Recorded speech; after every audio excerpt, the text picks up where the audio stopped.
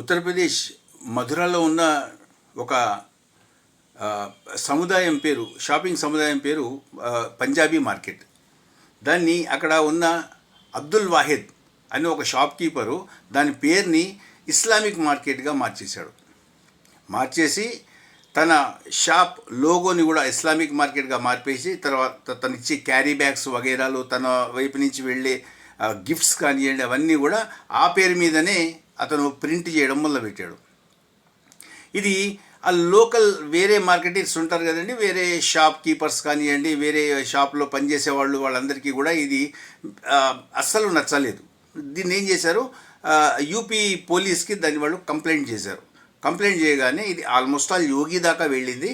వెంటనే వచ్చి వాహిద్ని వాళ్ళు అరెస్ట్ చేశారు. అతన్ని 14 days 14 రోజుల రిమాండ్కి పంపించింది కోర్టు. అతనికి నాన్ బెయిలబుల్ వారెంట్ ఇష్యూ చేసింది. ఇది ఒక రకంగా చట్టాన్ని తన చేతిలోకి తీసుకొని వ్యవహరించడం అన్న విషయాన్ని కోర్టు ఇక్కడ ఉటంకించడం జరిగింది.